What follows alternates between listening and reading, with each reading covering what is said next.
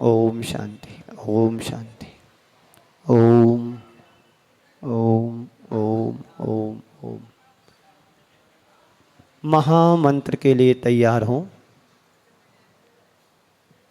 सभी लोग हाथ जोड़ेंगे और मेरे साथ महामंत्र के लिए तैयार। मानस तैयार करें, हाथ जोड़ेंगे। पहले मैं बोलूँगा, फिर बाद में आप सभी को उत्साह से बोलना है, मरे मरे से नहीं बोलना है कि ताकत घर रख करके आए हों, है ना। कल तो भोजन किया था ना, किया कि नहीं किया कल? तो आवाज़ ऐसी निकलना चाहिए, हम शेर हैं। क्या है? हाँ, चलिए हाथ जोड़ेंगे।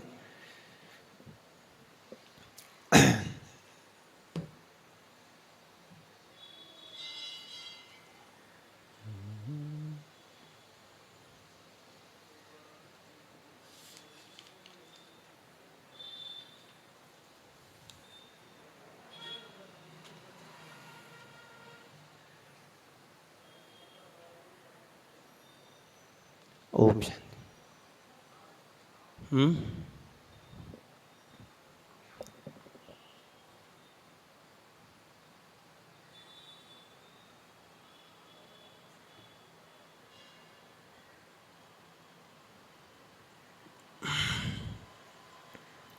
रामो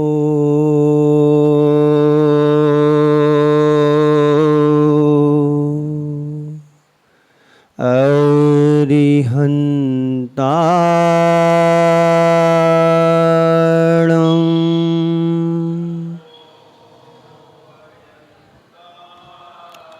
रामो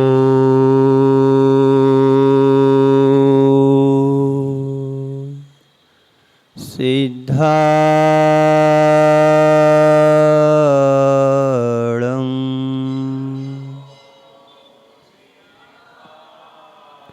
रामो आयरियाणं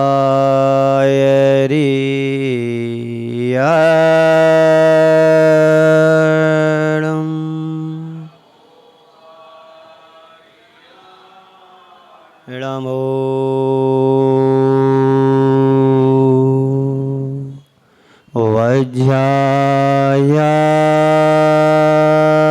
वज्रायाणं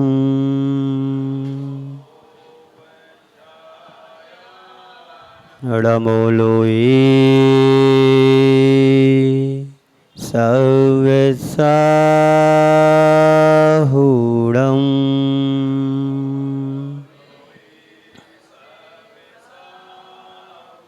एसो पंचणमुयारो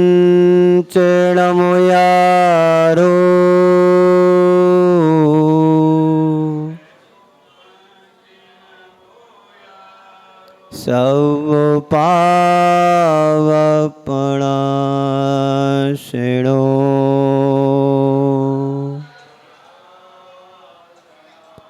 मंगलार्णं च सवेसिं परवं होयि मंगलम्।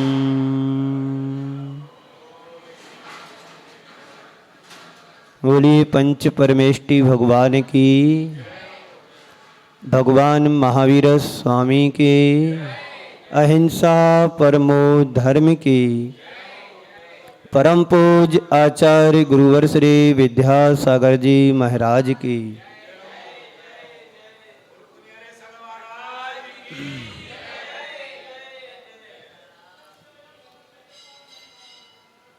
कल हमने ई पर बात की थी। ई से ईर्षा भी होती है और ई से ईश्वर भी होता है। ईर्षा हमारे जीवन की नकारात्मक प्रवृत्ति है और ईश्वर हमारे अंदर की सकारात्मक प्रवृत्ति है। ईर्षा से संसार का विकास होता है और ईश्वर से संसार का नाश होता है। हम अपने जीवन में झांक करके देखें, हम ईश्वर से ईर्षा की ओर तो नहीं जा रहे हैं, या ईर्षा से हम ईश्वर की ओर प्रस्थान कर रहे हैं। बात समझने की है। हर व्यक्ति के जीवन में दुर्बलताएं होती हैं, हर व्यक्ति के जीवन में कमजोरियां भी होती हैं। हर आत्मा परमात्मा बन सकती है, सत्य है, लेकिन हर आत्मा परमात्मा ही है, ये बात भी सच नहीं है। हमें अपनी आत्मा को परमात्मा बनाना है, हर इंसान को ईश्वर बनना है, तो भगवान के बताए हुए मार्ग पर हमें आगे बढ़ने की जरूरत है। कल हमने ईर्षा के संबंध में समझा था कि ईर्षा हमारे अंदर क्यों पनपती है, क्या कारण है। उन 4 लक्षणों में हमने बताया था ईर्षा हमारे अंदर क्यों डेवलप होती है, क्यों हमारे अंदर उत्पन्न होती है। ईर्षा वाला व्यक्ति कभी भी किसी की प्रशंसा नहीं सुन सकता है। गैरों की बात तो फिर भी सुन ले, लेकिन अपने वालों को तो बिल्कुल भी पसंद नहीं करता है। संत कहते हैं तुम दूसरों की प्रशंसा सुनोगे, दूसरों की प्रशंसा को तुम अनुभव में लाएंगे, तभी तुम दूसरों को प्रशंसा देने के पात्र कहला पाओगे। दूसरा लक्षण हमारे सामने आया था, किसी की प्रगति को नहीं देख पाना। कोई आगे बढ़ रहा है, कोई हमसे आगे निकल रहा है, पर हमारे मन में ईर्ष्या क्यों जन्म लेती कि वो सामने वाला मेरे से आगे क्यों बढ़ रहा है, मेरे से आगे क्यों धंधा पानी कर रहा है, मेरे से ज्यादा व्यापार क्यों करने लगा है। ये सोच हमारे लिए हमारे जीवन को कुंठित करती है, जीवन का ह्रास करती है। तीसरी बात थी दूसरों पर दोषारोपण लगाना। ईर्ष्यालु व्यक्ति अपने अवगुण को नहीं देखता है, अपने अंदर छोटे से भी गुण होते हैं वो बताता फिरता है कि मेरे पास ये गुण है, ये गुण है, ये गुण है। लेकिन जो सज्जन पुरुष होते हैं वो अपने गुणों को नहीं, अपने अंदर के अवगुणों को पहचानने की कोशिश करता है। चौथी बात थी हम दूसरों की प्रगति को देख करके व्यर्थ में जलन कुड़न करते हैं। इनसे बचने के कल हमने लक्षण भी आप सबको बतलाए थे कि सकारात्मक सोच होना चाहिए, अपनी लाइन को बड़ी करने का पुरुषार्थ करें, किसी की लाइन को छोटा नहीं करना है, किसी की लाइन को मिटाना नहीं है। अपने ही बल पर, अपने ही बलबूते पर हमें आगे बढ़ना है। जिस व्यक्ति की ऐसी सोच हो जाती है, ऐसा पुरुषार्थ करने लगता है, वो व्यक्ति कभी अपने जीवन में परेशान और घबराता नहीं है। आगे दूसरों की प्रशंसा करने की आदत डालो।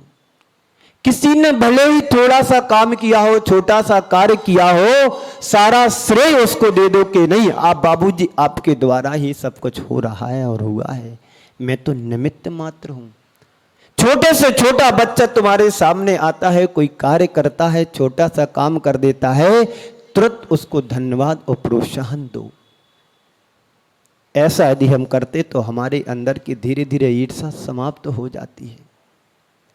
प्रेम और आत्मीयता का पाठ पढ़ें, खुद अपने अंदर प्रेम को डेवलप करें, और हमारे सामने दूसरा आता है उसको प्रोत्साहन दें, वात्सल्य भाव दें, तो हमारे अंदर की ईर्ष्या धीरे धीरे समाप्त होगी। फिर हमारे अंदर क्या आएगा, भगवान बनने की कला आएगी।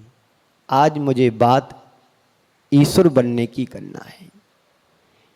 ईर्ष्या तो मैंने समझ लिया, ईर्ष्या को समझने के दुष्परिणाम भी हमारे जीवन में आ रहे हैं, सुन भी रहे हैं, भोग भी रहे हैं, समझ भी रहे हैं, पर हमारे अंदर भगवत्ता कैसे प्रकट होगी। हर रोज भगवान के चरणों में जाते हैं, अपनी अपनी भक्ति लोग करते हैं, अपनी अपनी भक्ति के अनुसार व्यक्ति कुछ ना कुछ आराधना भी करता है। वह आराधना हमारे लिए भगवत्ता को प्रदान करती है। व्रत नियम हमारे जीवन को भगवान बनाने की प्रेरणा देता है। व्रत उपवास हमारे लिए आराधना करने की प्रेरणा देते हैं। संयम नियम यदि हमारे जीवन में आता है तो धीरे धीरे हमारे अंदर भगवत्ता प्रकट होने लगती है। कोई भी सज्जन, कोई भी व्यक्ति जन्म से परमात्मा नहीं होता है। जन्म हम सबका एक सा हुआ है, चाहे तीर्थंकर क्यों ना हो या साधारण से साधारण व्यक्ति भी क्यों ना हो या परमात्मा बनने वाली आत्मा भी क्यों ना हो, सबका जन्म इस धरा पर एक सा होता है। जन्म लेने की यदि सारी प्रक्रिया को देखा जाए, गर्भ से लेकर के जन्म लेने तक का सबका एक सा ही प्रोग्राम है। कोई ऐसा नहीं है। ये बात अलग है जो भव्य आत्मा होती, तीर्थंकर होते, उसकी मां का गर्भ दिखाई नहीं देता है, लेकिन साधारण मां का गर्भ दिखाई देने लगता है। जैसे जैसे उसके माहे बढ़ते हैं वैसे वैसे उसके गर्भ के लक्षण भी प्रकट होने लगते हैं। पर जन्म लेने की जो प्रक्रिया है प्रायः एक सी ही होती है। तो ईश्वर कैसे बनते हैं? ईश्वर क्या कहलाता है? भगवान क्या होते हैं? संत कहते हैं भगवान की आत्मा और हमारी आत्मा में कोई भी एक परमाणु मात्र का अंतर नहीं है। ओम। थोड़ी सहज करो आवाज को, सहज समझते ना? खिंचाव हो रहा, मेरे को ताकत लग रही। ओम। ओम शांति।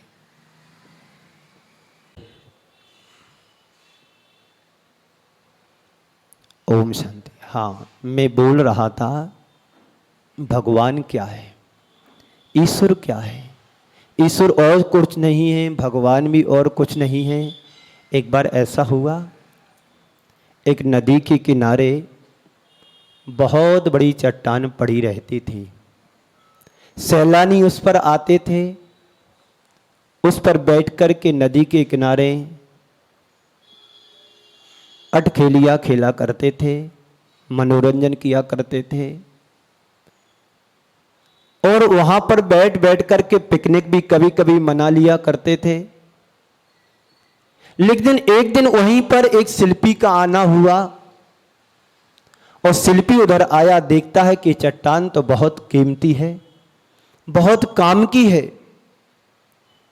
उस चट्टान को उसने देखा, परखा और वहां से उस चट्टान को ले जाकर के अपने कार्यशाला में रखा। रखने के बाद उसको एक मूर्ति का आकार देना प्रारंभ किया। चट्टान में भगवान नहीं थे, लेकिन चट्टान और पत्थर के बिना भगवान का आकार भी नहीं आ सकता। शिल्पी ने उसके ऊपर जो अनावश्यक तत्व लगा हुआ था, अनावश्यक पत्थर लगा हुआ था, धीरे धीरे उसको छांटना, अलग करना प्रारंभ कर दिया।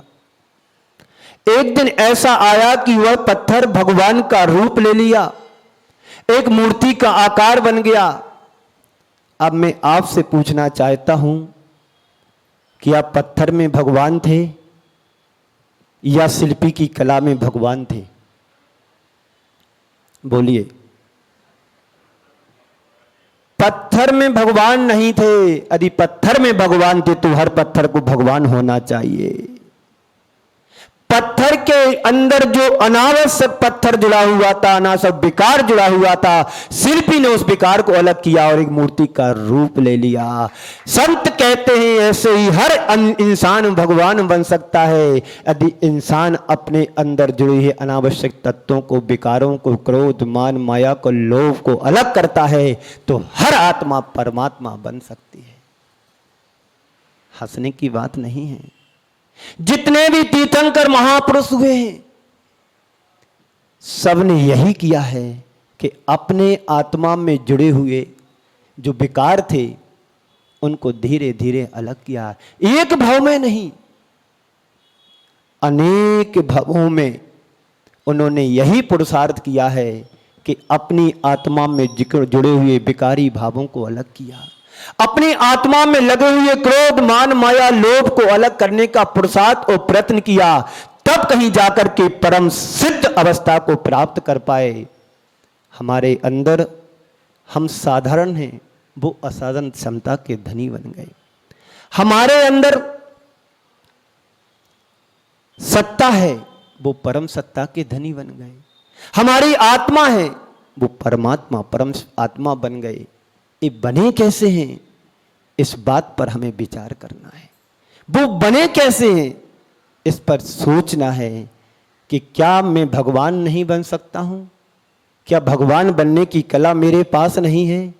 कोई बात नहीं, आज पंचम काल में भगवान नहीं बन सकते हैं, पर भगवान ने जो बताया है मार्ग, उस पर तो चलने का प्रयत्न और पुरुषार्थ तो हम कर सकते हैं। भगवान महावीर कहते हैं, जो दूसरों से युद्ध लड़ता है वो वीर हो सकता है, जो खुद से लड़ता है वो महावीर बन सकता है।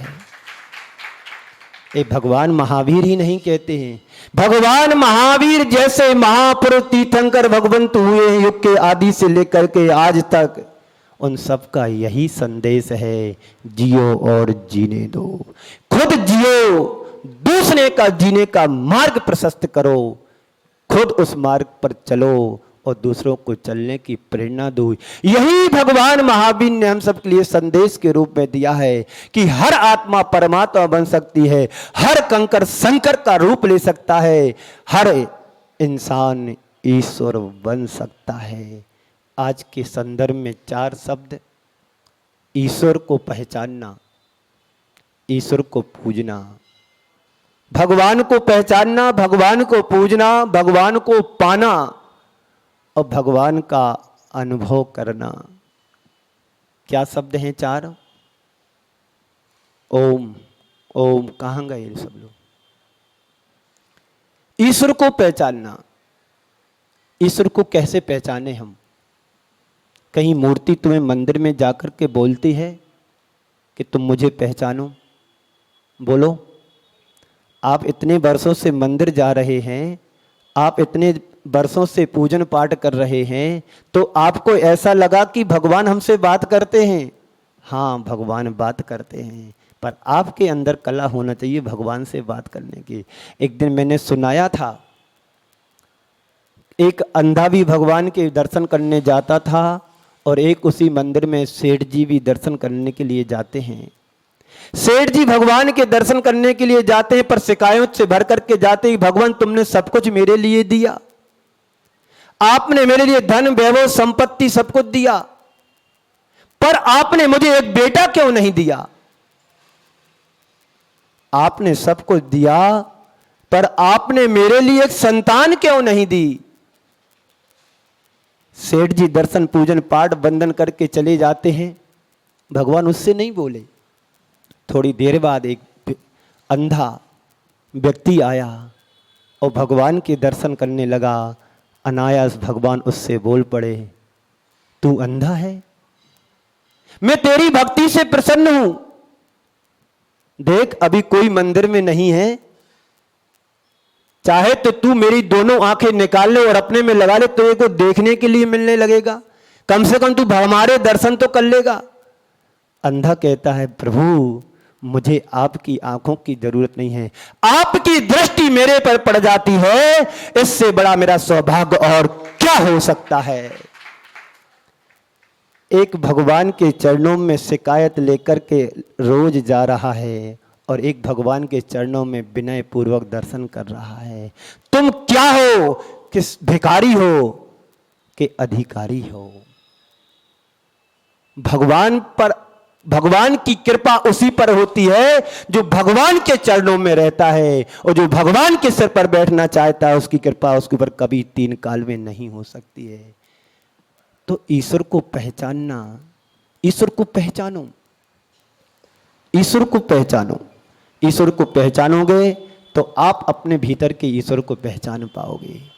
ईश्वर कुछ नहीं है, भगवान कुछ नहीं है, परमात्मा कुछ नहीं है। जिन परमात्मा बनने के पहले उन्होंने अपने जीवन में जो किया था उसको अपने जीवन में करने का पुरुषार्थ कर दो। तुम आज भी ईश्वर बन सकते हो, आज भी तुम भगवान हो सकते हो, आज भी तुम परमात्मा बन सकते हो। आज तुम्हारी आत्मा परमात्मा हो सकती है। एक परमाणु मात्र का अंतर किसी तुम्हारी और भगवान की आत्मा में अंतर नहीं है। अंतर है तो बाहर का अंतर है। तुम साधारण के साधन रह गए, वो असाधारण साधन से असाधारण क्षमता के धनी बन गए। तुम आत्मा के आत्मा रह गए, वो आत्मा से परमात्मा बन गए। तुम्हारी सत्ता कर्मों के साथ जुड़ी है, वो परम सत्ता के धनी बन गए। आत्मा को पहचानो। जब तुम आत्मा को पहचान लोगे तो फिर उस आत्मा की पूजा भी करना शुरू कर दो। जो भगवान मंदिर में बैठे हैं, जो भगवान मंदिर में बैठे हैं, वो क्या है? पाषाण है कि परमात्मा है? पाषाण से परमात्मा हम सब ने मिलकर के बनाया है। जब तक पाषाण की मूर्ति में प्राण या मंत्रों का आहुति नहीं दी जाती, मंत्रों को यदि आरोपित नहीं किया जाता है, तब तक पाषाण से परमात्मा से भगवान नहीं बन सकते हैं। एक संत, एक गुरु, एक आचार्य जब उसमें सूर्य मंत्र देते हैं तो वही पाषाण भगवान के रूप में मंत्र के द्वारा प्रकट हो जाते, उनकी भगवत्ता प्रकट हो जाती है। तो क्या हम रोज भगवान के दर्शन करते हैं तो हमारी आत्मा परमात्मा क्यों नहीं बन पा रही? ये भी तुम्हारा प्रश्न हो सकता है। एक गुरु जब उसमें मंत्र डालते हैं तो पाषाण से परमात्मा बन जाता है, तो क्या गुरु हमारे ऊपर मंत्र डालते क्या हम इंसान से भगवान नहीं बन सकते हैं? बन सकते हैं, पर तुम्हारे अंदर योग्यता भी तो वैसा होना चाहिए। आप गुरु चरणों से जुड़ें, गुरु चरणों में जाएं, उनसे निवेदन करें कि गुरुदेव मेरा संसार अनंत संसार, इसको कम कैसे करें। एक बार ऐसा हुआ, अकबर ने बीरबल से कहा कि तुम मेरे 3 प्रश्नों के उत्तर दो। 3 प्रश्नों के उत्तर दो। बीरबल ने कहा कि सुनाइए हजूर, कौन से तुम्हारे 3 प्रश्न हैं? तो पहला प्रश्न यह है कि परमात्मा रहता कहाँ है? भाई अकबर बीरबल के चुटकुले तो आप सबने सुने होंगे, कहानी भी उनकी बड़ी अजूबो गरीब होती है, उनकी चुटकुले कहानी। तो अकबर ने बीरबल से कहा कि तुम मेरे 3 प्रश्नों का उत्तर दो। तो बीरबल कहता है हजूर बोलिए। पहला प्रश्न था अकबर का कि परमात्मा रहता कहाँ है। आपसे कोई पूछे कि आप कहाँ रहते हो तो आप बताओगे कृष्णा नगर, ईस्ट आजाद नगर, गली नंबर 14, मकान नंबर 56/55, यही उत्तर दोगे। फिर उसके साथ तुम्हारा नाम जुड़ेगा पंकज जैन, कोमल चंद जैन, अनुज जैन, सुरेश चंद जैन, जितने भाई उनके नाम भी आ जाएंगे। फिर और ज़्यादा होगा, कपड़े वाले, रुई वाले, कपास वाले, घी वाले, तेल वाले, यही ना एड्रेस मिलेगा तुम्हारा। तो अकबर ने बीरबल से पूछा कि परमात्मा रहता कहाँ है। दूसरा प्रश्न पूछा, परमात्मा करते क्या है वहां जाकर के? परमात्मा करता क्या वहां जाकर के? और तीसरा प्रश्न पूछा कि वो पाए कैसे जाते हैं, परमात्मा को पाया कैसे जाता है। अभी प्रश्न तो अकबर ने कर दिए, अब बीरबल चिंतित हो गया। अब उत्तर दूं तो दूं कैसे, कुछ पता हो तो उत्तर दिया जाए। बीरबल घर आया और अनमना सा रहने लगा। एक दिन उसके बेटे ने पूछा कि अब्बा जी, आप बहुत दिन से मैं देख रहा हूं आप चिंतित जैसे रहते हैं, बात क्या है? बात क्या है, आप अनमने से क्यों रहते हैं? कुछ नहीं बेटे, मुझे अकबर के सवालों का जवाब देना है, पर मेरे को समझ में नहीं आ रहा है कि जवाब दूं तो कैसे दूं। तो बताइए पिताजी के सवाल क्या है?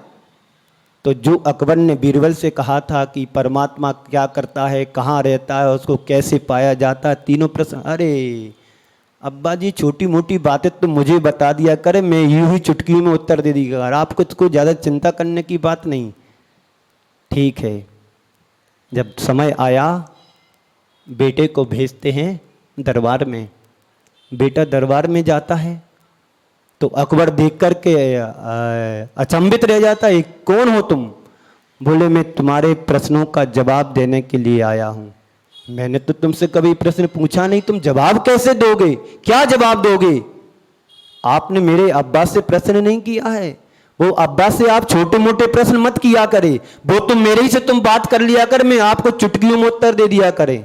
अच्छा, बड़ा होशियार सा समझ में आ रहा है छोकरा कल का। ऐसे तुम्हारे घर में भी छोकरे होंगे, दादाजी को कुछ नहीं समझते हैं और दादाजी के सामने ना जाने कितनी कितनी बातें कर जाते हैं, बाबा जी को कुछ भी पता नहीं है।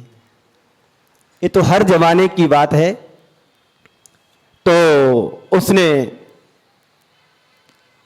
जवाब देना शुरू किया, बोला कि हाँ आप प्रश्न करिएगा मैं जवाब दूंगा। अकबर बोला ईश्वर कहाँ रहता है? तो ये प्रश्न देने के पहले कहता, देखो मैं पहली बार आपके दरबार में जवाब का सवाल देने के लिए आया हूं, कुछ यूं ही पूछते रहो, कुछ खिलाओ पिलाओ तो मेरे लिए, कुछ खिलाओगे पिलाओगे नहीं, पहले कुछ खाने पीने के लिए लाओ, फिर मैं आपके प्रश्न का जवाब दूंगा।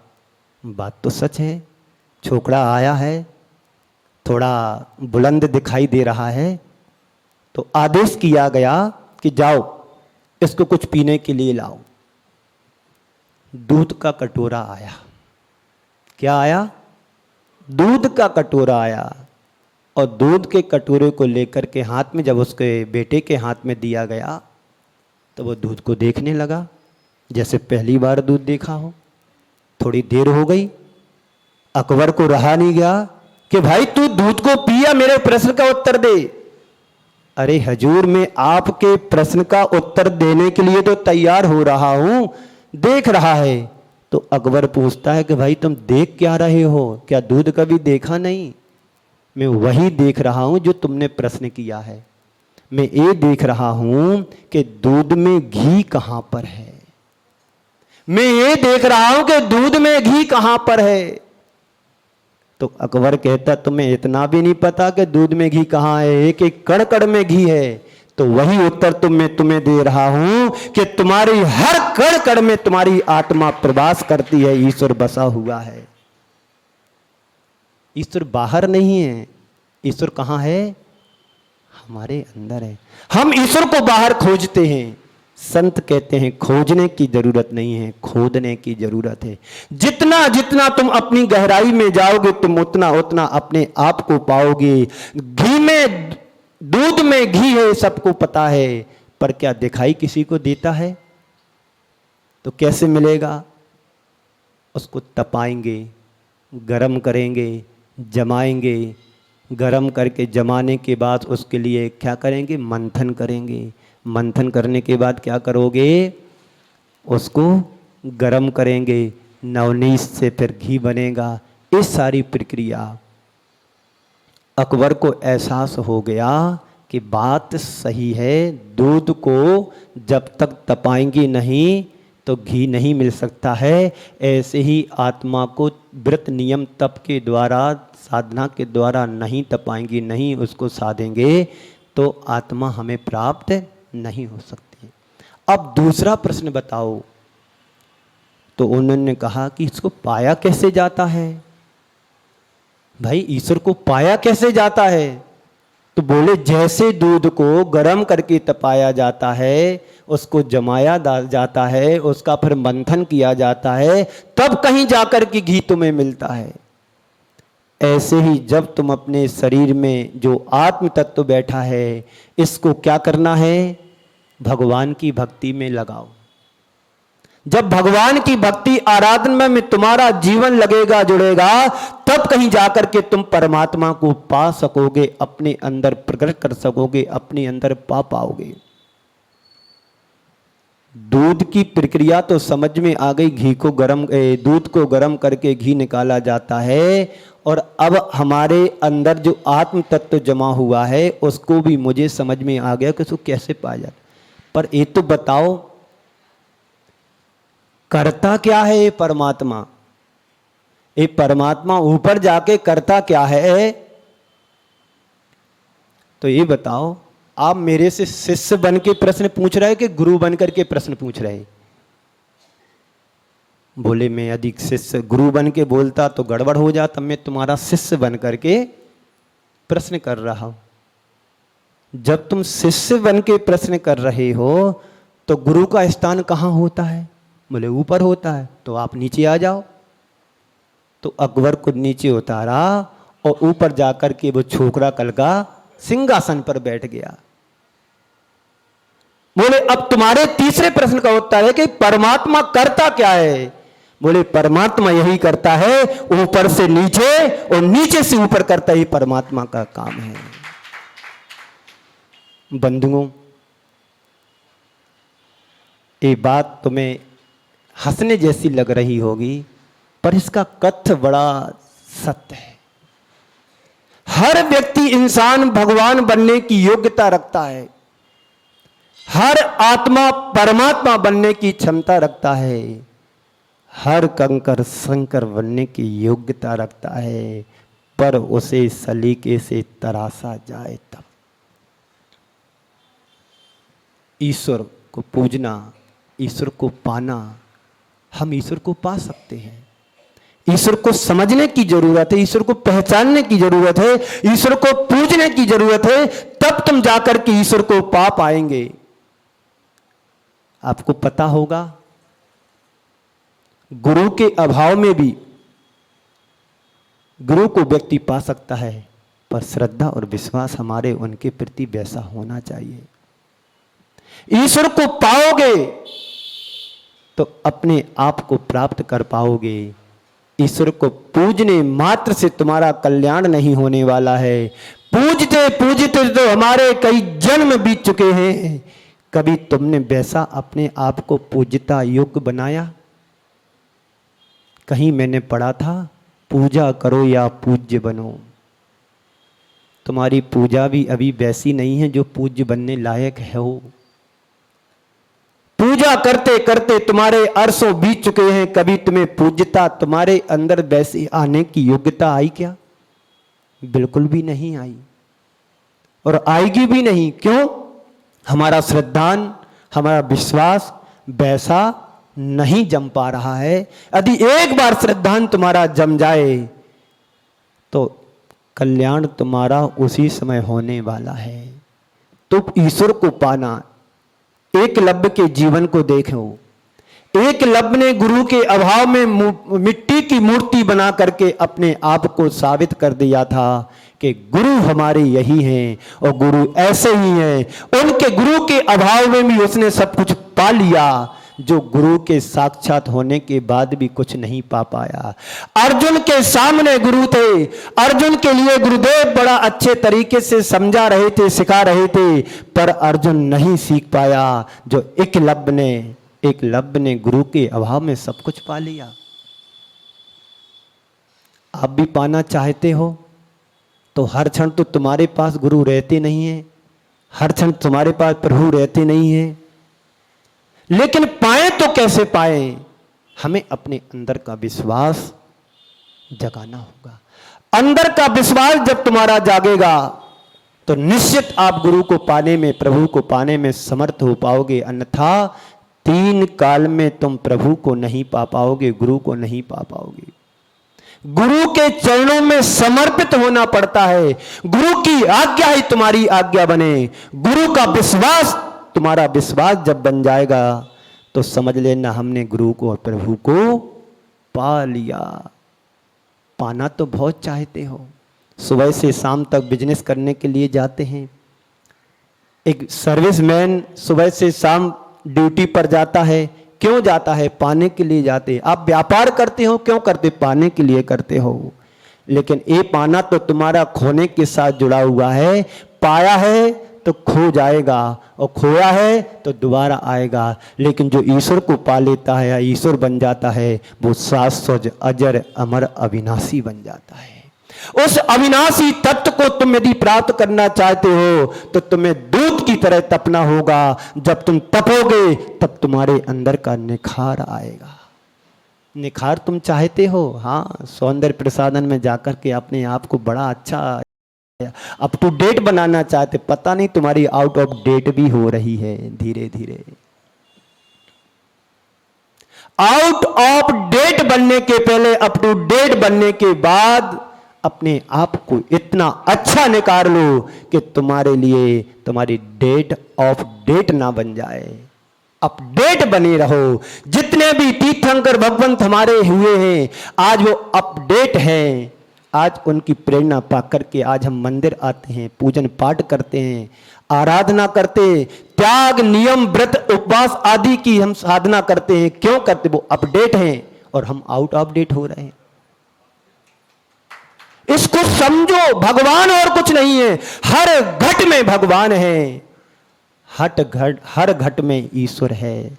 ईश्वर की सत्ता को पहचानो, ईश्वर को पहचानने की कोशिश करो। हमारे अंदर जितने भी विकारी भाव हैं ये आत्मा का स्वभाव नहीं है। मैं कौन हूं, मैं क्या कर रहा हूं और मुझे क्या करना चाहिए।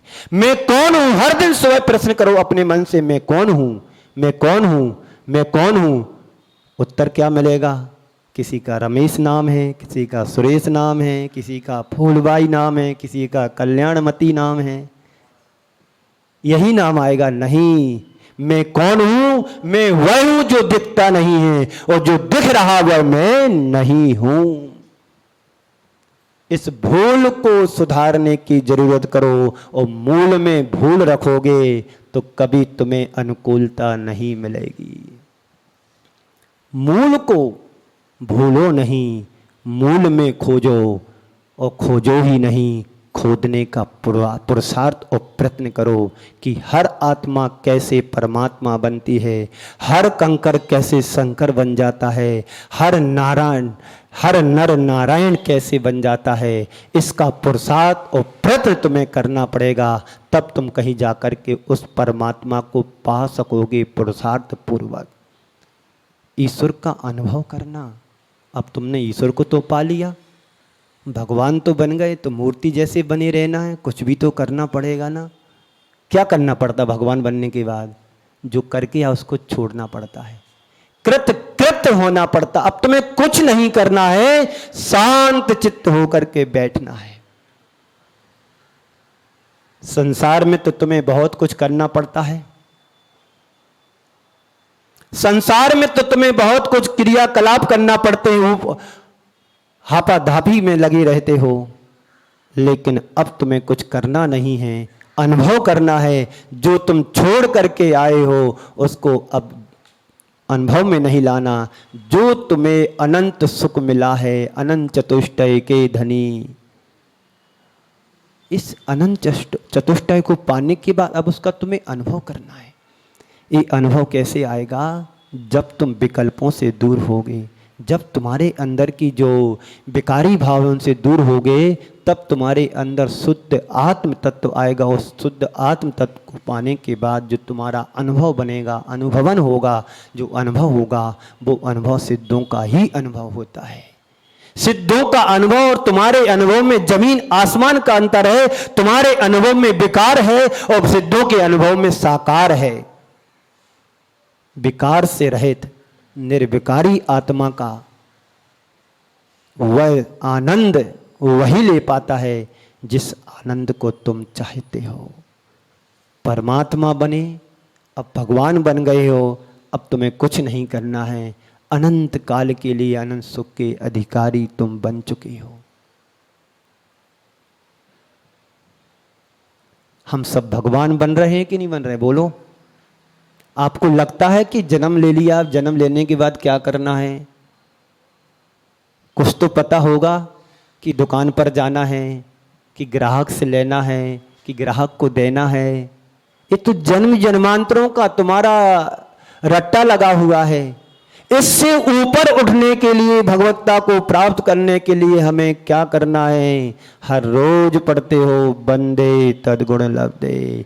हे भगवान, आपके गुणों की प्राप्ति करने के लिए भगवान के चरणों में आता हूं, आपकी शरण में आता हूं कि आप मुझे वो प्रदान करें जो संसार में तुम्हें कहीं नहीं मिल पाता है। वो तुम चाहते हो जो तुम्हें संसार में कहीं नहीं मिलेगा, वो तुम्हें परमात्मा के आराधना और समर्पण में मिलेगा, भगवान की भक्ति में मिलेगा। एक बार बड़ी श्रद्धा से भक्ति कर लो। आप सबका समय हो रहा है, एक उदाहरण सुना करके आपको विराम दूंगा।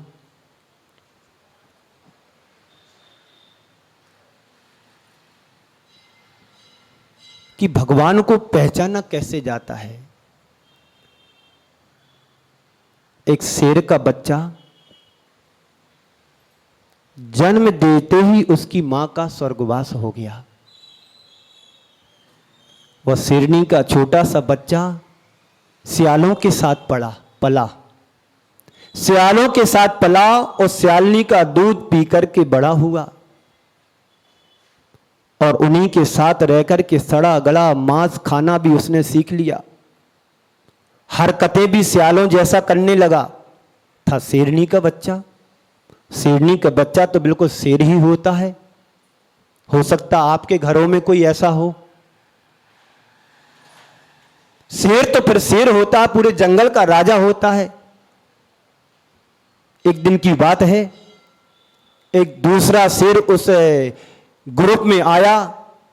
सारे के सारे सियालनी भागने लगी गीदड़ों की तरह शेर को देख करके, और इसका शरीर बढ़ गया था तो इसको देख करके उसे बड़ा आश्चर्य हुआ। शेर के लिए तो मेरी जाति का है, ये मेरी जाति का। उसको आवाज लगाते हुए शेर ने कहा कि तुम रुको, तुम कहां भागते हो?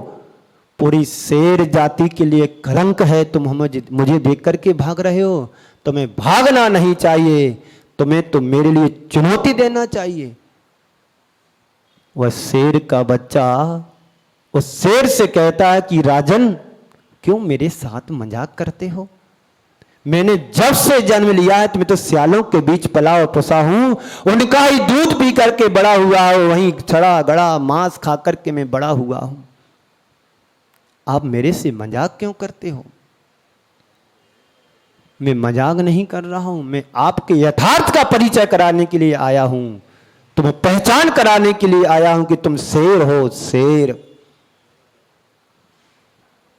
बाजू में नदी बहती थी, बाजू में बहुत विशाल नदी बहती थी। चलो नदी के पास दोनों चलते हैं और नदी में झांकेंगे, दोनों का रूप एक सा दिखाई देगा। समझ जाना कि हम दोनों एक ही जाति के हैं और एक ही वंश के हैं। गए दोनों मिलकर के। इसको तो डर लग रहा था, पता नहीं जी राजा क्यों मेरे पीछे पड़ गया है। हो सकता मुझे जंगल ले जा करके, नदी में ले जा करके डुबो ना दे। नहीं, शेर जब कभी आक्रमण करता है जब उसको भूख लगती है, वरना किसी को छेड़ता नहीं है। आप उसको अति नहीं छेड़ोगे तो। वो भी एक जीव है। और भगवान महावीर की शुरुआत तो उसी शेर की पर्याय से हुई थी। दोनों गए मिलकर के, नदी में झांका तो दोनों के बिंब एक से दिखाई दिए। उस शेर के अंदर आवाज आई, दहाड़ लगाई। शेर दहाड़ा जो जिसको जो चुनौती दे रहा था, तो सियाल पालित के अंदर का शेर भी अंदर से जाग गया। फिर उसने भी बड़ी जोर से दहाड़ लगाई। ये पहचान कैसे हुई? जब तुम परमात्मा के चरणों में जाओगे तो आप भी परमात्मा जैसे बनने की पहचान पा सकते हो। एक शेर मिलकर के जब दूसरे शेर के अंदर का शेरत्व को जगा सकता है, जब तुम्हें गुरु का सानिध्य मिलता है तो आप अपने अंदर की भगवत्ता को क्यों नहीं जगा सकते हो? पहचान करो कि मैं कौन हूं और मेरा क्या धर्म है, मेरा क्या कर्म है, मैं क्या कर रहा हूं और मुझे क्या करना चाहिए। इस अंदर के ईश्वर को जगाने का पुरुषार्थ करो।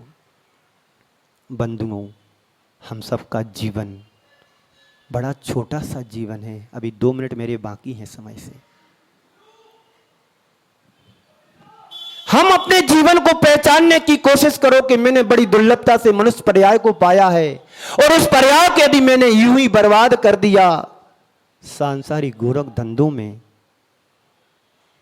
तो जीवन में कुछ नहीं पा पाओगे। ईश्वर तो दूर है, तुम अच्छे इंसान भी नहीं बन पाओगे। अच्छा इंसान बनना चाहते तो हर रोज तुम्हारे अंदर सद्गुणों की वृद्धि होना चाहिए। जितनी हमारी जीवन में बुराइयां जुड़ी हैं, सारी बुराइयों को धीरे धीरे हमें अलग करने का प्रयास और प्रयत्न करना चाहिए। आज तुम्हें लगता है कि मैंने बड़ी सहजता और सरलता से मानव जीवन पा लिया। इस मानव जीवन को पाने के बाद तुमने क्या किया अपने जीवन में कि आप जो लेकर के आए थे वही तुम खो रहे हो, कि क्या कुछ दूसरा नया अपने अंदर डेवलप कर रहे हो कि जाने वाली पर्याय में हम कुछ अच्छा सा कर पाएंगे। जो यदि आज पुरुषार्थ कर रहा है, पर भाव की तैयारी अच्छी कर रहा है, समझ लेना कि वो अपने जीवन का उद्धार करने में लगा हुआ है। और जो पाकर के खोने में लगा है, समझ लेना अपना प्रभाव बिगाड़ रहा है, अपने प्रभाव का पतन कर रहा है। एक ज्ञानी होता है, एक अज्ञानी होता है। अज्ञानी पाकर के खोता है, और ज्ञानी पाने के बाद उसको और आगे बढ़ाने की सोचता है। तुम क्या हो, सोचो कि हम ज्ञानी हैं कि अज्ञानी। जो जान दी अपाड़म दब्बत गुणत पज्जत तेहिम, तुम क्या हो? जो अपनी आत्मा को जानता, द्रव्य गुण पर्याय के साथ जो अपनी आत्मा को जानता है, वही सच्चा ज्ञानी है। आचार्य कुंद कुंदेव कहते हैं, जो एक को जान लेता वो सबको जान लेता है, और जो एक को नहीं जान पाता वो किसी को भी नहीं जान पाता है। हम जाने मैं कौन हूँ, मैं क्या हूँ, मैं क्या कर रहा हूँ, और मुझे क्या करना चाहिए। ये 4 सवाल अपने मन से हर रोज सुबह जब उठते हैं पूछो।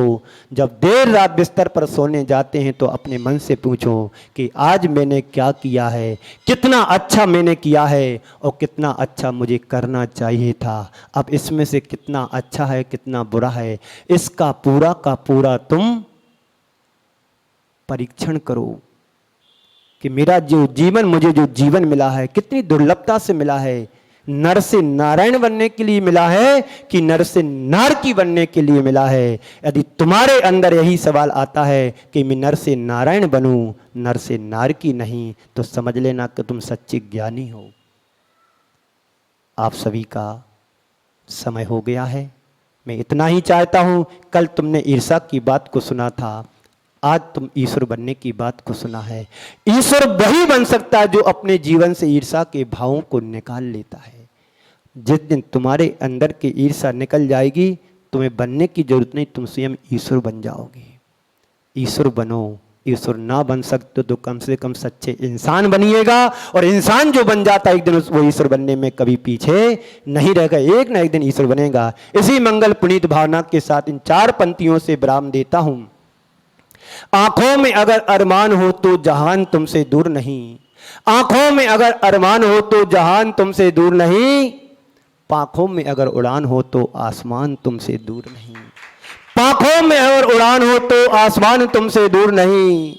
मंदिर की शिखर पर बैठ करके पक्षी ने एक गीत गाया, मंदिर की शिखर पर बैठ करके पक्षी ने एक गीत गाया।